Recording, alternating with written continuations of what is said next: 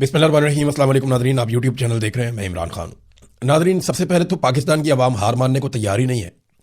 यानी इस मरतबा सोशल मीडिया पे ज़्यादा रुला भी नहीं था और ईरान की अमेरिका की जंग के मामला बहुत ज़्यादा हाईलाइटेड थे और ये बयानिया भी बनवाया जा रहा था टाउट्स के ज़रिए से कि इमरान खान की मकबूलियत ख़त्म हो गई। बहुत सारे जो सहाफ़ी हैं, बहुत सारे दानिश्वर हैं, उन्होंने कॉलम लिखना शुरू कर दिए थे। उन्होंने तज्जिया करना शुरू कर दिया था कि इमरान खान इररेलीवेंट हो गए। बहुत सारे लोग कह रहे थे कि अब तो सूरत हाल बिल्कुल बदल चुकी है और इमरान खान को रेलिवेंट रखने के लिए अब बड़ा जोर लगाना पड़ेगा। तो ख़त्म शुद्ध वाला बयानिया इमरान खान के बारे में बहुत ज़्यादा चल रहा था। इतने में पाकिस्तान तहरीक इंसाफ ने एक अनाउंसमेंट की और उन्होंने कहा जी मर्दान में जलसा है। इमरान खान साहब ने कहा जी वहाँ पर आना है और ये उनके ऑर्डर के ऊपर हो रहा है। अच्छा, इस दफ़ा जो है वो उस तरह की उम्मीद नहीं थी कि लोग ऐसे निकल कर आएंगे, लेकिन जलसागाह से जो मनाजर हमने देखे बहुत बड़े पैमाने पर लोग निकल आए। पाकिस्तानी हार मान ही नहीं रहे। पाकिस्तान की एस्टेब्लिशमेंट मेरे ख्याल में आज सर पकड़ के बैठी होगी। बहुत सारे लोगों को तैयारी करवाई गई थी, उन्हें बताया गया था कि आपने रोला डाल देना, आपने ये कहना है कि देखा फेलियर हो गया, पाकिस्तान तहरीक इंसाफ फारिग हो गई, अब कोई भी उनके बारे में बात नहीं करता।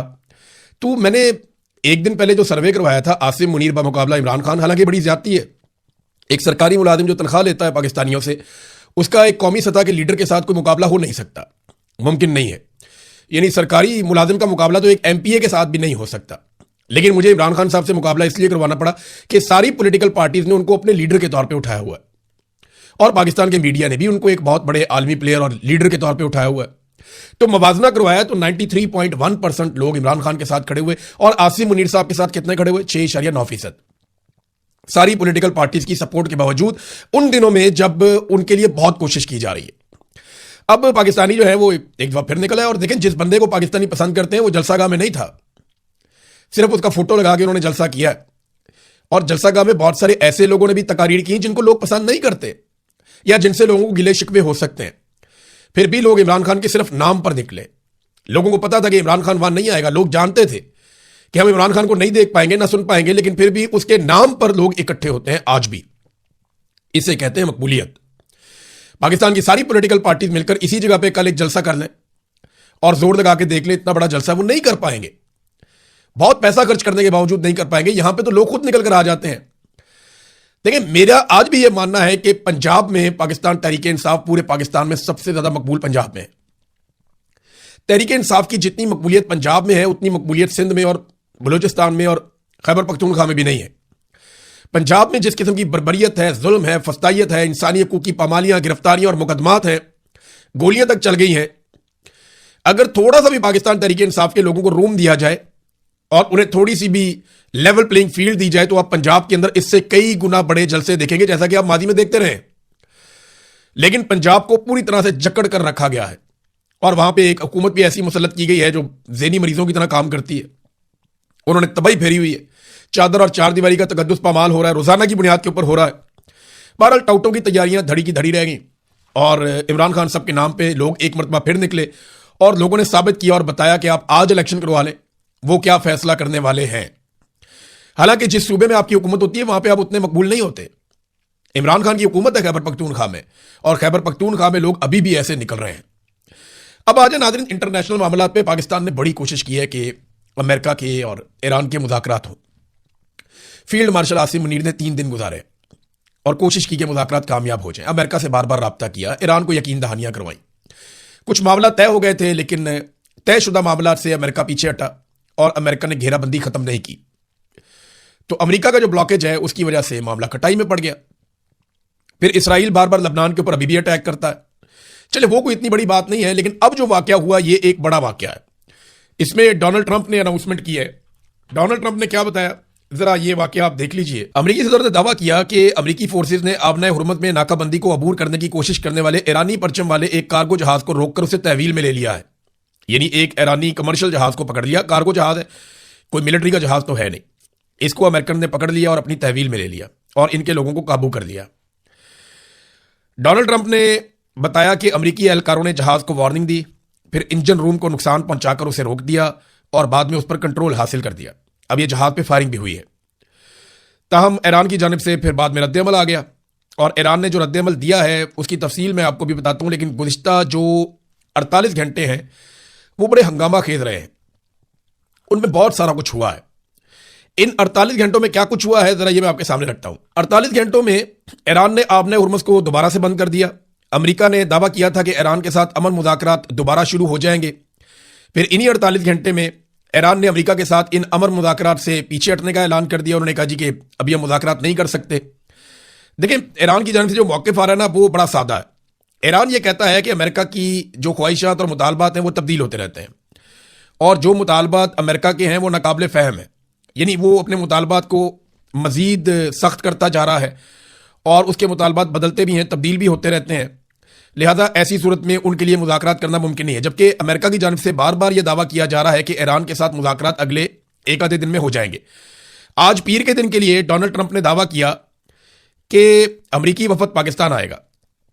اس وفد کے حوالے سے 2 لوگوں کا نام تو کنفرم ہے. ایک تو ڈونلڈ ٹرمپ کا داماد جیرڈ کشنر اور ایک ان کا قریبی ساتھی سٹیو وٹکوف, کہ یہ 2 لوگ تو پاکستان آ رہے ہیں.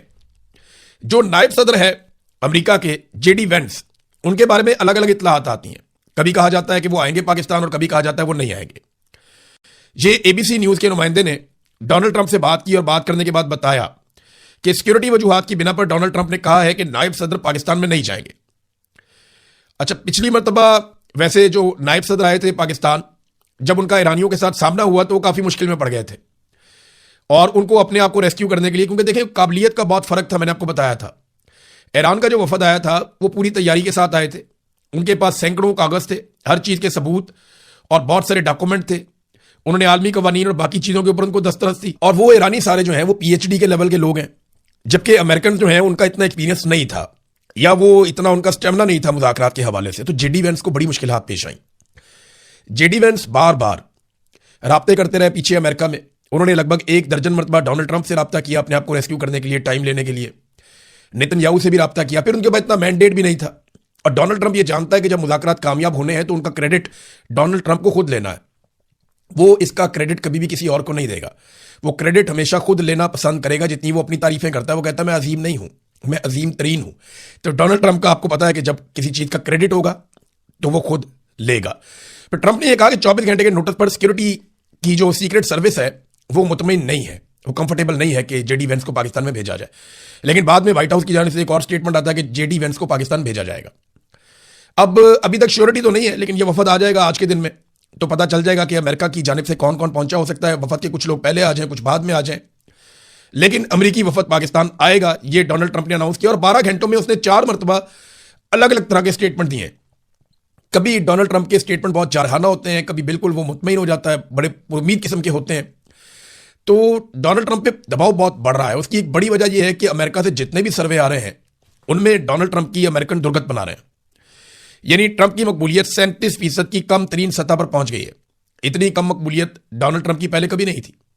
یہ ایک اور سروے امریکہ سے آیا ہے, اور اس سروے کے مطابق جو 63% امریکی ہیں انہوں نے ڈونلڈ ٹرمپ کو مسترد کیا, اس کی پالیسی سے اختلاف کیا, جبکہ 37% جو ہیں وہ ڈونلڈ ٹرمپ کے فیصلوں کو درست سمجھتے ہیں. اور یہ مقبولیت کی انتہائی کم سطح ہے جہاں پہ ڈونلڈ ٹرمپ اس وقت کھڑا ہے. یہ بہت حیران کن ہے اور ڈونلڈ ٹرمپ کے لیے پریشانی کی بات ہے, اور اسی کی وجہ سے ڈونلڈ ٹرمپ کے سٹیٹمنٹ بدلتے رہتے ہیں. اب آ جائیں کہ ایران نے رد عمل کیا دیا جب یہ اٹیک کیا گیا ایرانی جہاز کے اوپر اور اس کو پکڑ لیا گیا. تو اس کے بعد ایران نے ڈرونز فائر کیے ہیں امریکی جنگی بحری جہازوں پر.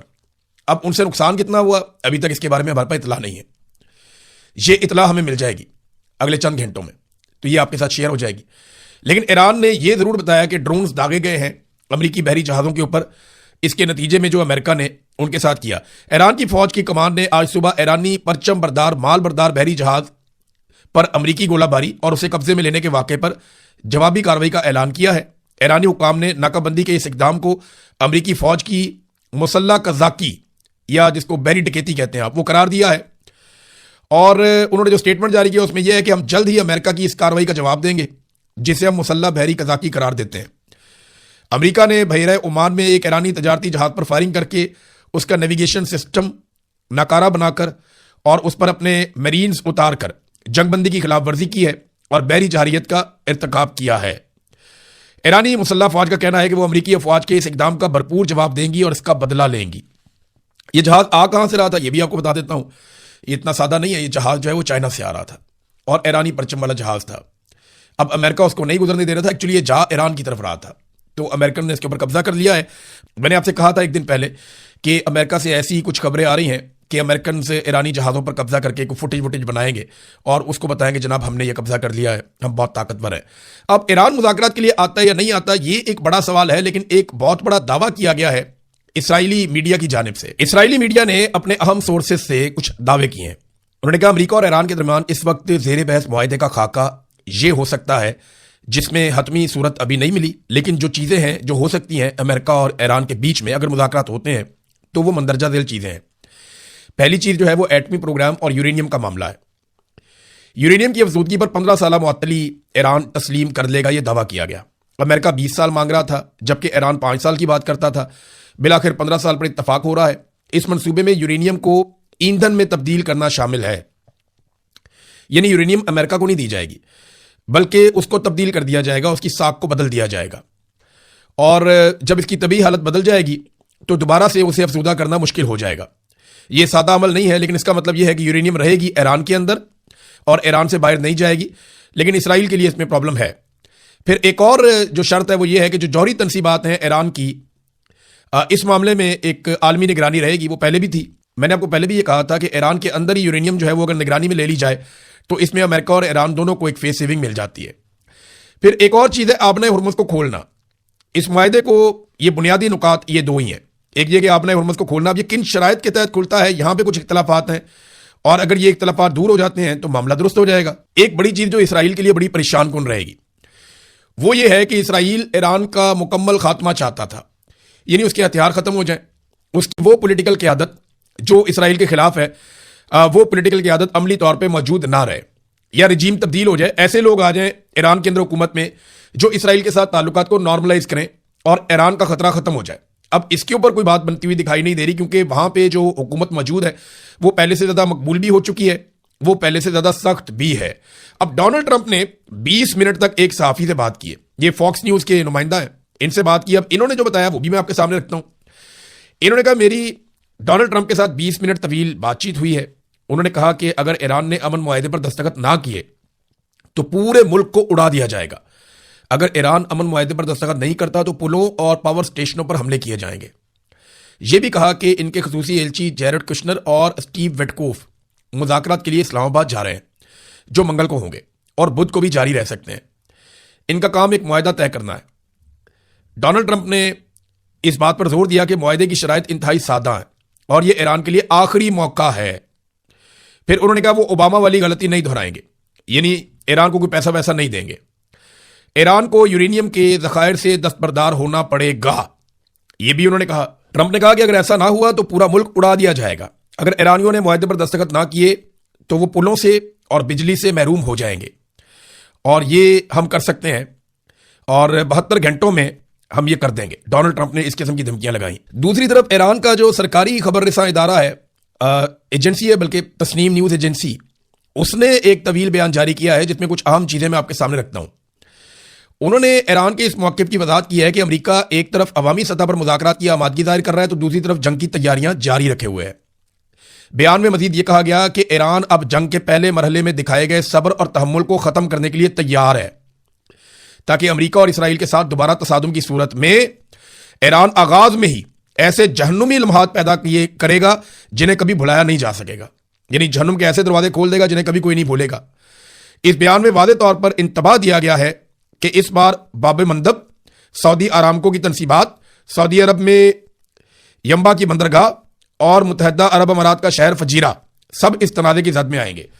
اب یہ اگر سٹیٹمنٹ اس طریقے سے ہے تو عرب ممالک کے لیے بہت پریشانی والی بات ہے، کیونکہ ایران کہہ رہا ہے کہ ہم پہلے کی طرح حملہ نہیں کریں گے، تاک کر نہیں ماریں گے، اگر ہمارے اوپر بڑا حملہ ہوگا تو ہم اس سے بڑا جواب دیں گے اور ہم یکمشت جواب دیں گے، بہت طاقت کے ساتھ جواب دیں گے۔ دیکھیں ایران کو ایک پرابلم بھی ہوتا ہے، ایران کے ذخائر کے اوپر بھی امریکہ اٹیک کرتا ہے، اسرائیل اٹیک کرتا ہے، اور ان ذخائر کو تباہ کر کے وہ بہت ساری سائٹس کو ناکام بنانے کی کوشش کرتا ہے جہاں سے میزائل یا ڈرون لانچ کیے جاتے ہیں۔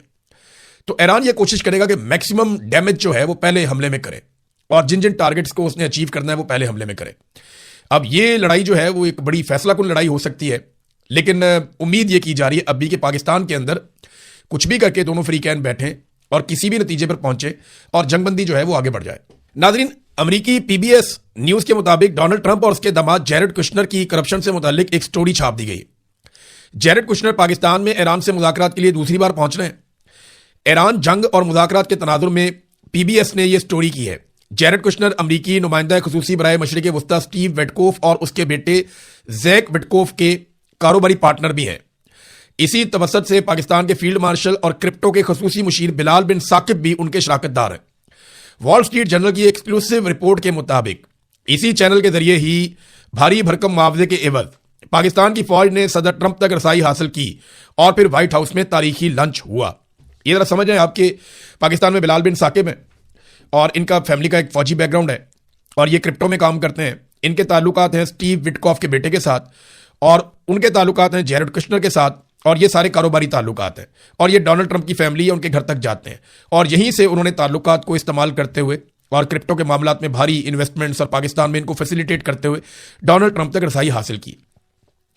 جیرڈ کشنر اور سٹیو وٹکوف مل کر غزہ اور اب ایران جنگ کے تناظر میں کانٹریکٹس حاصل کر رہے ہیں.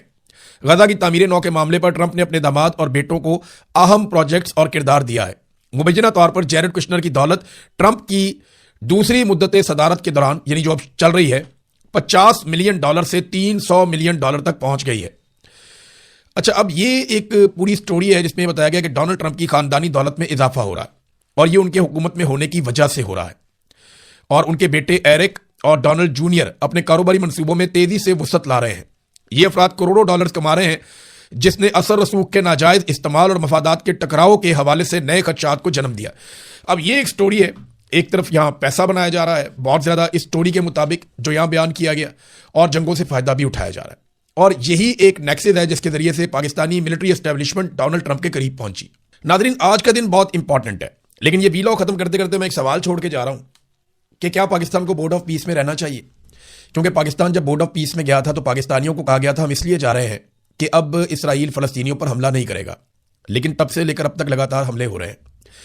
2492 مرتبہ خلاف ورزی کی ہے جنگ بندی کی اسرائیل نے, حماس کے اوپر فلسطینیوں پہ اٹیک کیا, خوراک کی فراہمی کو روک رکھا بار بار, 775 لوگوں کو جنگ بندی کے بعد شہید کر دیا گیا, 207 بچے ہیں, 85 خواتین ہیں اور 2171 زخمی کیے گئے ہیں جن میں زیادہ بچے اور خواتین اور بزرگ ہیں.